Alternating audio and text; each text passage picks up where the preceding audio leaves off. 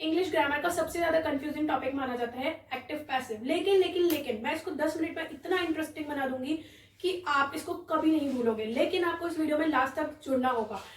Hi guys, my name is Ishika Khandelwal. तो आज हम एक्टिव पैसिव के इतने सेवरल एग्जांपल्स करने वाले हैं कि आप एक्टिव पैसिव को चुटकियों में करने लगेंगे। लेकिन आपको वीडियो में लास्ट तक जुड़ना होगा क्योंकि मैं आज आपको एक मिनी सुपर टेस्ट भी देने वाली हूँ वीडियो के एंड में। तो चलो एक्टिव पैसिव स्टार्ट करते हैं। लेकिन एक्टिव पैसिव स्टार्ट करने से पहले मैं आपको एक बात बताना चाहती हूँ कि मेरा जो एक्टिव पैसिव का टॉपिक है वो एग्जाम के व्यू पॉइंट्स है, इसलिए मैं उसमें थ्योरीज ज्यादा इंक्लूड नहीं करूंगी, मैं एग्जांपल्स पर ज्यादा फोकस करूंगी। क्योंकि मैं अगर अपने व्यू पॉइंट से देखूं तो मुझे लगता है कि हम ज्यादा एग्जांपल्स पर फोकस करते हैं, ना कि थ्योरी पर। हाँ, लेकिन जो भी थ्योरी इंपॉर्टेंट होगी मैं उस पर फोकस आपको जरूर करूंगी। तो स्टार्ट करते हैं। मैं बताती हूँ कि सेंटेंस को एक्टिव से पैसिव बनाने में हमें दो चीजों का ही चेंज जरूरी होता है।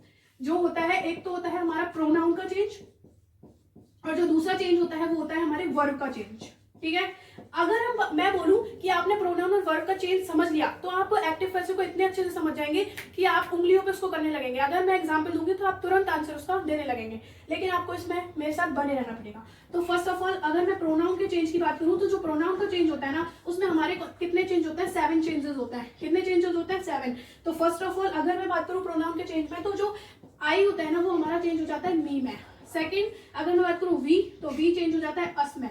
तीसरा, अगर मैं बात करूं ही, तो ही चेंज हो जाता है हिम में। कोई भी सेंटेंस होगा उसमें 7 चेंजेस के अलावा कोई सा चेंज नहीं होगा। चौथे की बात करूं शी, तो शी जो चेंज होता है वो हर में चेंज हो जाता है। अगर मैं बात करूं इट, तो इट जो चेंज होता है वो इट में ही होता है। अगर मैं बात करूं यू, तो यू भी हमारा यू में ही चेंज होता है। और अगर हम बात कर लेते हैं लास्ट ऑफ ऑल दे, तो जो दे चेंज होता है वो हमारा दैम में चेंज हो जाता है।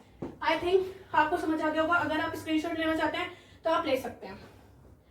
ठीक है, तो अगर मैं बात करूं कि हमारे प्रोनाउन का चेंज ये होता है, 7 चेंजेस अगर आपने समझ लिए किसी भी सेंटेंस में तो आप आराम से एक्टिव पैसिव करने लगेंगे। अगर मैं बात करूं तो दूसरा जो चेंज होता है वो होता है हमारे वर्ब का चेंज होता है, वो हमारे वर्ब का चेंज होता है। क्योंकि हम प्रोनाउन का चेंज तो अभी समझ चुके हैं जिसमें 7 चेंजेस थे। जो मेन बेस होता है ना एक्टिव पैसिव के सेंटेंस का, वो वर्ब का चेंज होता है। अगर आपने वर्ब का चेंज समझ लिया तो मैं आपको गारंटी देती हूँ कि आप इजिली समझ जाएंगे। तो इसको ध्यान से देखिएगा। फर्स्ट ऑफ ऑल, अगर हम बात करते हैं तो एक होता है हमारे सेंटेंस में is, am, are plus verb की फर्स्ट फॉर्म प्लस आईएनजी। ठीक है, तो अगर हमें इसको पैसिव में बनाना है तो हमें देखो ये इज एम आर का इज एम आर ही रहेगा, नो चेंज। ओके, अगर हम बात करें तो हम अगर किसी सेंटेंस को बनाते हैं तो एक्टिव में हमेशा वर्ब की फर्स्ट फॉर्म प्लस आईएनजी में होगा। लेकिन उसको पैसिव में बनाते समय हमेशा वो वर्ब की थर्ड फॉर्म में चेंज होगा। लेकिन इज एम आर के बाद पहले हम लगाएंगे बीइंग और देन हम लगा देंगे वर्ब की थर्ड फॉर्म। अगर मैं बात करूं तो मैं इस बार इसको समझाती हूँ आपको कि अगर किसी भी सेंटेंस में आपको इज एम आर दिख जाता है तो हम क्या करेंगे, उसमें इज एम आर को इज एम आर ही रहने देंगे। उसके बाद वर्ब की जो फर्स्ट फॉर्म है उसको थर्ड में कन्वर्ट कर देंगे और बीच में बीइंग लगा देंगे। ठीक है, वो आपको एग्जाम्पल से ज्यादा बेटर समझा सकूंगी, अभी आप इसको इतना ही समझ सकते हैं। दूसरा जो चेंज होता है वो होता है वॉज, वर प्लस वर्ब की फर्स्ट फॉर्म प्लस आईएनजी। अगर हम इसको पैसिव में बनाते हैं तो मैंने बताया था कि वर्ब की first form plus ING first active में रहता है, उसी को चेंज करते थर्ड में हो जाता है। तो कुछ नहीं करना, वॉज वर का वॉज वर ही रखेंगे, प्लस हमें क्या करना है बीच में वही बीइंग जोड़ देंगे, और प्लस हमें क्या करना है वर्ब की थर्ड फॉर्म। आई होप आपको समझ आ रहा होगा। तीसरे नंबर पर जो चेंज होता है वो होता है हमारे हैज हैव का चेंज। कौन सा चेंज होता है? हैज हैव का चेंज होता है। हैज हैव के साथ हमेशा वर्ब की थर्ड फॉर्म आती है, ये तो मेरे को उम्मीद है कि आपको आता ही होगा। ठीक है, उसके बाद अगर हम इसको चेंज करते हैं तो ये हो जाएगा हैज हैव का हैज हैव ही रहेगा। ठीक है, प्लस हमारा जो चेंज होगा वो बीन हो जाएगा इसमें बीच में, और कोई भी चेंज नहीं आएगा, वही वर्ब की थर्ड फॉर्म रहेगी। क्योंकि मैंने आपको बताया था कि पैसिव में हमेशा वर्ब की थर्ड फॉर्म ही होती है। अगर इधर वर्ब की सेकंड है तो वो उधर थर्ड हो जाएगी, इधर फर्स्ट है तो थर्ड हो जाएगी, नो चेंज। ठीक है, उसके बाद आता है हमारा जो चौथा चेंज आता है वो आता है हमारे हैड का। अगर हम बात करते हैं हैड प्लस वर्ब की थर्ड फॉर्म, तो वही हमने बताया था हैड का हैड ही रहेगा, प्लस इधर से बीन आ जाएगा और इधर से वर्ब की वही थर्ड फॉर्म आ जाएगी। मुझे लगता है कि यहाँ तक हमारे जो है वो 4 चेंजेस आ गए। मैं एक बार रिपीट कर देती हूँ। तो first of all, is am are plus verb की फर्स्ट फॉर्म आईएनजी, तो कुछ नहीं किया मैंने, इज एम आर का इज एम आर रखा, प्लस मैंने बीइंग जोड़ा और उसके बाद मैंने वर्ब की फर्स्ट फॉर्म को थर्ड फॉर्म में चेंज कर दिया।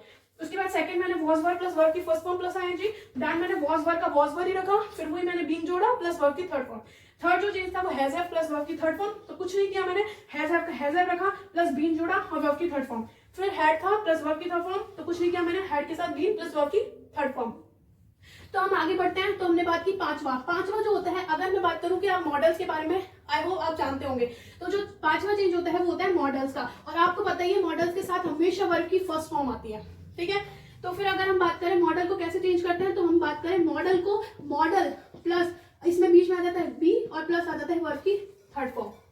ठीक है, आई होप मॉडल्स अगर आपको नहीं आता तो मैं बता देती हूँ कि मॉडल्स का मतलब होता है can, could, shall, should, will, would, may, might, must, ये सारे होते हैं हमारे। ठीक है, तो ये हमारे मॉडल्स होते हैं। तो अगर हम बात करें उसके बाद आता है हमारा एक वर्ड सेंटेंस आपने देखे होंगे जो हेल्पिंग वर्ब से स्टार्ट हो जाता है। हेल्पिंग वर्ब मतलब आप समझते ही हैं। तो अगर हम बात करें हेल्पिंग वर्ब प्लस अगर हम बात करें टू प्लस वर्ब की फर्स्ट फॉर्म, अगर आपको कोई भी ऐसा सेंटेंस दिख जाता है तो हम इसको चेंज करेंगे हेल्पिंग वर्ब प्लस टू का टू ही रहेगा प्लस बी प्लस वर्ब की कौन सी फॉर्म, थर्ड फॉर्म। वही हमने बताया था यहाँ तक, इतना आपको समझ आ गया होगा होप सो।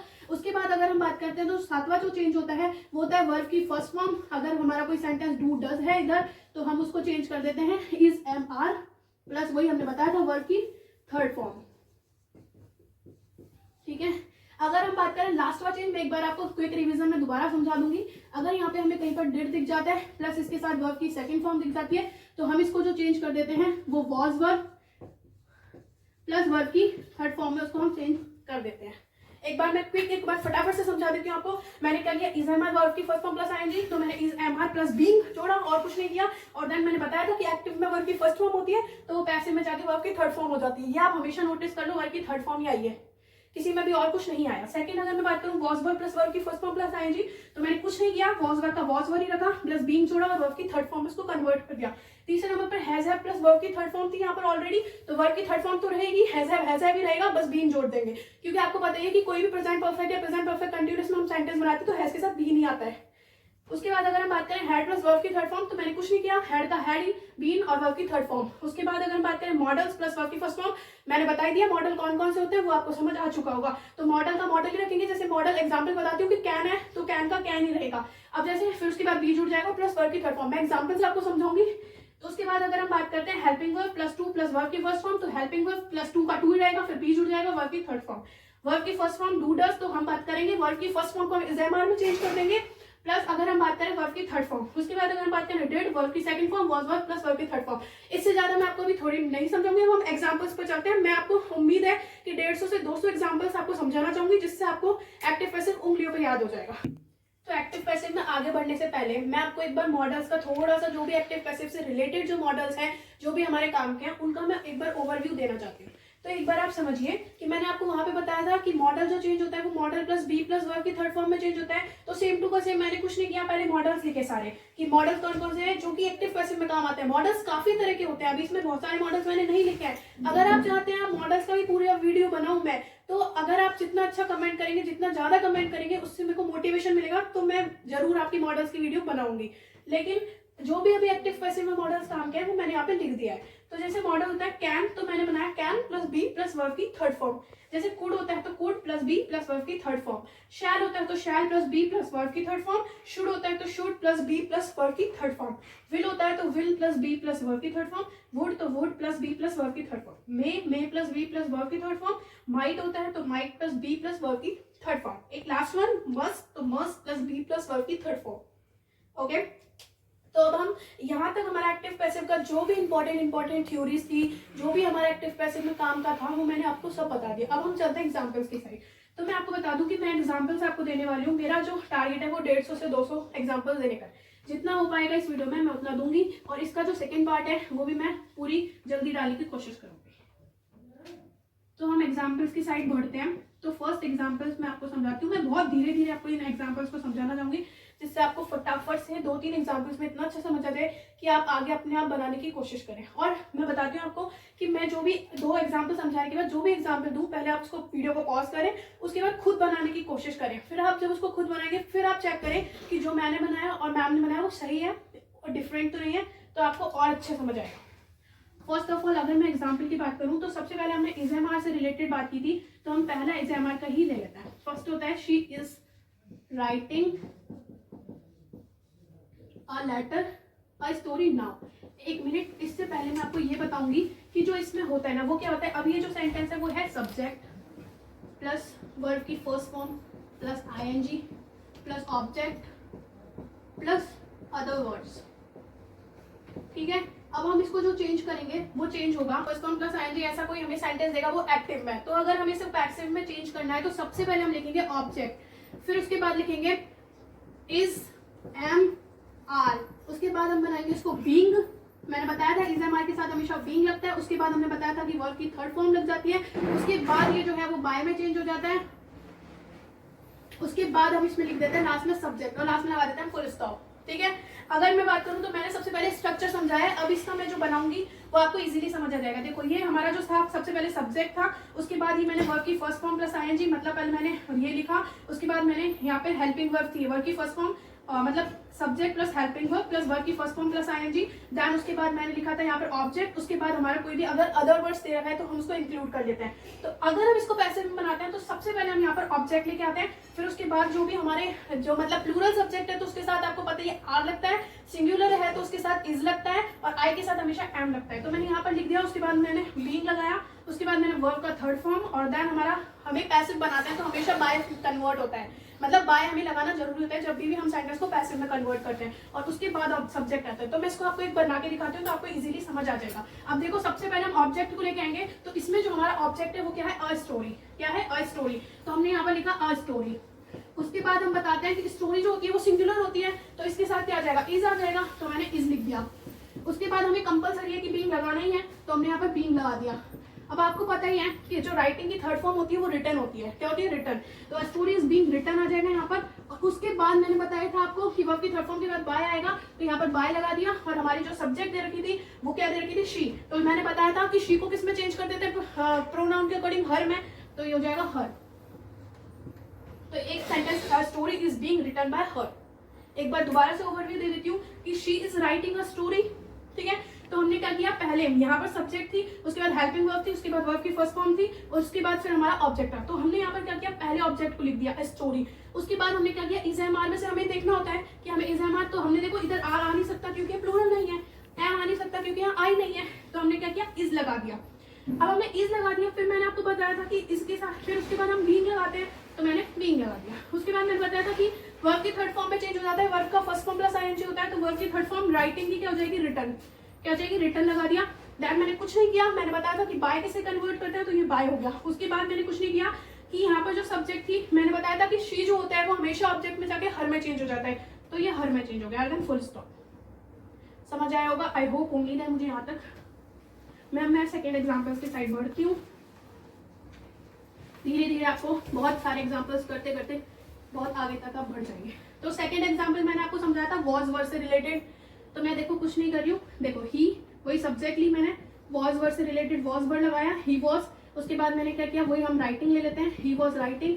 उसके बाद मैं क्या करती हूँ, बुक ले लेती हूँ, he was writing a book. उसके बाद मैं क्या करती हूँ, चलो हम अदर वर्ड्स भी ले लेते हैं जिससे आपको समझ आ जाएगा। तो हम क्या ले सकते हैं, यहाँ पर हम ले सकते हैं इन द मॉर्निंग ले लेते हैं। ठीक है, तो हम इसको कैसे बनाएंगे, तो हम सबसे पहले वही ऑब्जेक्ट लेके आएंगे। तो हमारा ऑब्जेक्ट क्या है, ए बुक। क्या है, ए बुक। तो हम इधर लिख देंगे ए बुक। फिर मैंने बताया था कि वही देखते हैं हम कि सिंगुलर है कि प्लूरल है। तो देखो वॉज वर्ड लग रहा है यहाँ पर और बुक भी है। अगर यहाँ पर बुक्स होता, क्या होता, बुक्स। यहाँ पर अगर बुक्स होता तो मैं लगाती यहाँ पर आर, लेकिन यहाँ बुक्स नहीं है, यहाँ पर है अ बुक। तो आ बुक जो होता है ना वो सिंगुलर होता है, तो जब सिंगुलर होता है तो हमने लगाया अ बुक। फिर उसके बाद हम जब सिंगुलर है तो क्या लगा देंगे, वॉज लगा देंगे, क्योंकि वॉज वर्ब में सेंटेंस है। मैंने कहा था कि सेंटेंस वॉज वर्ब में है तो वॉज वर्ब में ही रहेगा, नो चेंज। तो मैंने क्या किया, वही लगाया अ बुक वॉज। फिर उसके बाद मैंने बताया था कि वॉज वर्ब के बाद बीइंग लगा देते हैं। फिर मैंने बताया था बीइंग के बाद हमेशा वर्ब की थर्ड फॉर्म लगाते हैं, तो राइटिंग को हम रिटर्न कर देंगे। फिर मैंने बताया था कि वर्ब की थर्ड फॉर्म के बाद हम क्या लगाते हैं, बाय लगाते हैं, तो मैंने बाय लगा दिया। उसके बाद ही को हमने बताया था वहां पर प्रोनाउन चेंज में हिम कर देते हैं, तो बाय हिम। और फिर मैंने बताया था कि कोई भी अदर वर्ड्स आ गए, कुछ भी एक्स वाई जेड, तो हम उसको लास्ट में लिख देते हैं बाय हिम। उसको हम लास्ट में यहाँ पर कंप्लीट कर देते हैं। कुछ नहीं किया मैंने। इससे पहले मैं आपको एक चीज और बताना चाहती हूँ कि जो मैंने आपसे प्रॉमिस किया था 150 से 200 एग्जांपल्स, वो आपको देखना है, तो वो आपको मेरे सेकंड पार्ट में देखने होंगे। इसमें जो मैं है वो अभी तक मैंने जो आपको 2 एग्जांपल्स पढ़ाए उससे रिलेटेड मैं आपको 15 से 20 क्वेश्चंस देने वाली हूँ, उसको आपको सॉल्व करके देखना है। वही आपका एक मिनी सुपर टेस्ट होने वाला है। अगर आपको वो समझ नहीं आता है तो वो मैं सेकंड पार्ट में आपको दोबारा समझाऊंगी, लेकिन उसको देखने से पहले आप इनको सॉल्व करने की कोशिश करें, जिससे आपका एक बार बेस तैयार हो और आपको लगे कि हाँ हमने जो समझा है वो अभी तक समझ आया है या नहीं। ओके तो मैं आपको होमवर्क के रूप में या फिर आप मिनी सुपर टेस्ट के रूप में जो भी आप लेना चाहो, वो मैं आपको एग्जांपल्स दे रही हूँ। मेरे पास जो ये नोट्स है उसमें कम से कम 150 से 200 एग्जांपल्स हैं, तो वो मैं आपको पीडीएफ के रूप में प्रोवाइड कर दूंगी। और आपको भी पता है कि 200 से 300 एग्जाम्पल्स याद नहीं रहता है, इसलिए मैंने अपने लिख के रखे हुए हैं। ये मेरे सेल्फ मेड है, तो हम एक एग्जाम्पल मैं आपको घर पे देने की कोशिश करती हूँ, और अगर आपको लगता है तो मैं एक और समझा देती हूँ, फिर आप करना। तो ये है हमारा Ravi is speaking, Ravi is speaking English. उसके बाद हम लिख सकते हैं एट दिस टाइम, ठीक है। तो अगर हम इसको बनाएं तो देखो हम इसको कैसे बनाएंगे, सबसे पहले हम ऑब्जेक्ट को लेके आएंगे, तो ऑब्जेक्ट हो गया हमारा इंग्लिश, ठीक है। उसके बाद हमने क्या किया, इंग्लिश हमारा ऑब्जेक्ट हो गया, ये हमारा ऑब्जेक्ट हो गया, ये हमारा सब्जेक्ट हो गया, ये हमारा क्या हो गया, हेल्पिंग वर्ब हो गया, ये हमारा main verb first form plus ING हो गया, मेन वर्ब का फर्स्ट फॉर्म प्लस आईएनजी हो गया। और उसके बाद अगर हम बात करें तो ये हमारा क्या हो गया, एक्स्ट्रा वर्ड्स, क्या हो गए हमारे एक्स्ट्रा वर्ड्स हो गए, ठीक है। अगर हम बात करें तो सबसे पहले मैंने आपको बताया था मेरे एग्जाम्पल, जैसे हमने बताया था ऑब्जेक्ट सबसे पहले लिखते हैं, तो ऑब्जेक्ट हो गया। उसके बाद मैंने आपको बताया था कि अगर सब्जेक्ट सिंगुलर है तो वर्ब भी singular, if subject plural then verb always भी प्लूरल। तो हमने बताया इंग्लिश, तो इंग्लिश आ गया। उसके बाद हम हमारा जब ये सिंगुलर है तो सिंगुलर के साथ सिंगुलर आ गया। उसके बाद हम मैंने बताया था कि is am are plus verb, मतलब इज एम आर के बाद हम बीइंग लगाते हैं, तो इंग्लिश इज बीइंग आ गया। उसके बाद हमने बताया था कि इसके साथ हमेशा वर्ब की थर्ड फॉर्म लगाते हैं, एक्टिव में वर्ब की फर्स्ट फॉर्म प्लस आईएनजी, और देन पैसिव में चेंज होती है वर्ब की थर्ड फॉर्म में चेंज हो जाता है। तो English is being, speaking, speaking को हम बोल सकते हैं स्पोकन, थर्ड फॉर्म में English is being spoken. Then हमने बताया था कि अब क्या लगाएंगे हम, सब्जेक्ट, तो सब्जेक्ट जब ऑब्जेक्ट में चेंज होगा तो ही होता, यहाँ तो हिम होता, ही नहीं है तो हम रवि है तो रवि, तो English is being spoken by Ravi. फिर मैंने बताया था कि जितने भी एक्स्ट्रा वर्ड्स होते हैं हम उसको लास्ट में लिख सकते हैं, तो एट दिस टाइम,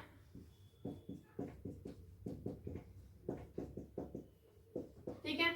तो हम क्या कर सकते हैं, अब देखो सेंटेंस कैसा बन गया, English is being spoken by Ravi at this time, okay. अब मैं आपको एग्जांपल्स दे रही हूँ होमवर्क के रूप में, अब आप उनको सॉल्व करें। अगर आपको समझ नहीं आते हैं तो फिर आप उसको सेकेंड पार्ट में जाकर समझ सकते हैं। वैसे मेरी आपसे यही रिक्वेस्ट है कि पहले आप उनको खुद सॉल्व करें, फिर आगे बढ़े, जिससे आपको और अच्छे से समझ आएगा। तो फर्स्ट एग्जांपल आप लिख सकते हैं, she was speaking Hindi then, first example.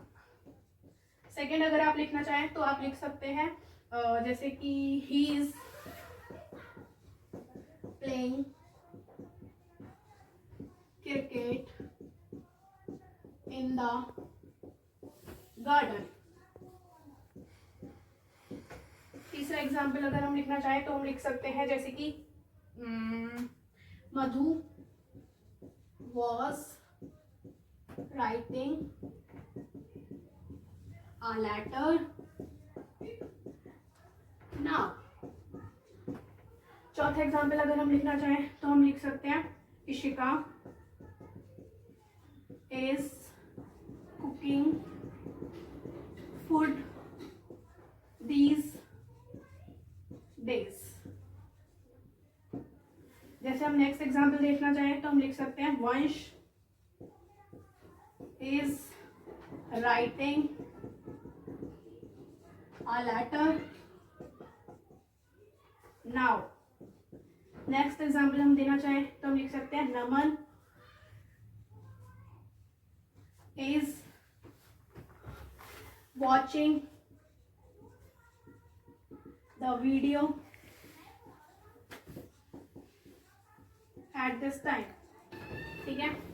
अब चलो ये 6 एग्जाम्पल्स हो सकते हैं, अब हम आगे।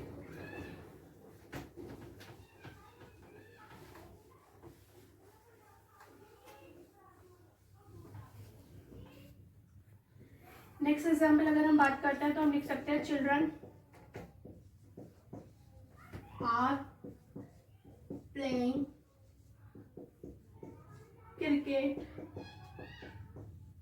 ठीक है।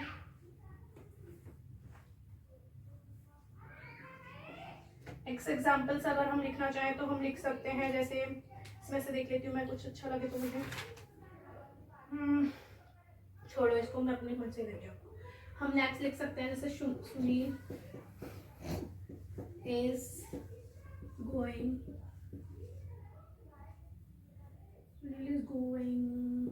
To market. लेकिन आपसे अब ये 2 वाले समझ नहीं आएंगे क्योंकि मैंने आपको भी एग्जाम्पल्स के रूप में समझाए नहीं है। तो मैं अभी आपको कोशिश करती हूँ कि मैं आपको नॉर्मल एग्जाम्पल दूँ। सुनिए नहीं, इस एग्जाम्पल्स को आप रहने दीजिए। Next example, cooking food in the kitchen. अगर मैं बताऊँ उसको ये सेंटेंस कैसे बनेगा तो हमें पता ही है, फूड पहले आएगा, फिर उसके बाद इज आएगा, उसके बाद बीइंग आएगा, फिर कुकड आ जाएगा, बाय नमन, फिर extra words in the kitchen. Okay, बंद कर दे 2 मिनट। आपको एग्जांपल्स हैं सफिशिएंट है, क्योंकि एसएमआर से रिलेटेड आप जितने ज्यादा एग्जांपल बना सकते हैं वो तो आप, मैं नेक्स्ट वीडियो में जो भी एग्जांपल प्रोवाइड करूंगी उसमें आप कर सकते हैं, इतना ही मेरे अकॉर्डिंग इनफ है, फिर आप ज्यादा बोर होने लगते हैं। फिर उस अब मैं बात करूँ तो मैं आपको एक बार हैज हैव का 1-2 एग्जाम्पल समझा देती हूँ, फिर मैं आपको उसके 5 एग्जाम्पल दे दूंगी जिससे आप उनको करोगे। तो फिर उसके बाद जो ज्यादा से ज्यादा एग्जाम्पल्स आएंगे वो मेरे 5 सेकेंड में आएंगे, ये मैं आपको पहले बता चुकी हूँ। अगर मैं बात करूँ तो हम हैज हैव की और बात कर लेते हैं। तो एक एग्जाम्पल मैं हैज हैव का लेती हूँ, जैसे कि मैंने दिया कोई भी एग्जाम्पल, जैसे ही हैज, मैंने बताया था हैज हैव के साथ हमेशा वर्ब की थर्ड फॉर्म आती है, तो has he has spoken English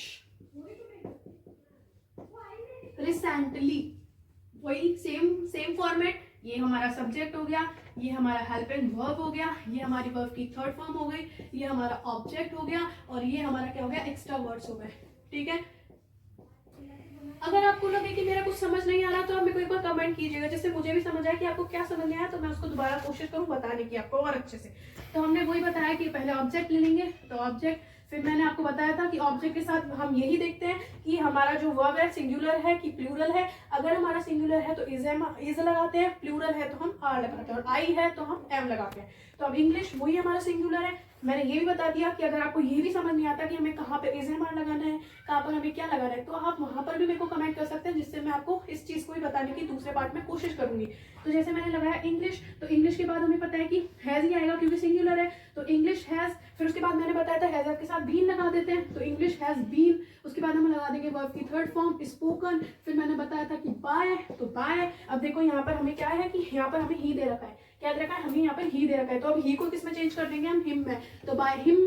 फिर उसके बाद मैंने बताया था लास्ट में जितने भी एक्स्ट्रा वर्ड्स बचते हैं हम उसको चेंज कर देते हैं। और मैं आपको ये बता दूं कि जो ये आप चेंज कर देते हो लास्ट का प्रीवियस, प्रीवियस का लास्ट, यस्टरडे का अगो, वो इसमें चेंज नहीं होते, वो नरेशंस में चेंज होते हैं। इसमें ये हमारा जो रिसेंटली है वो रिसेंटली ही रहता है।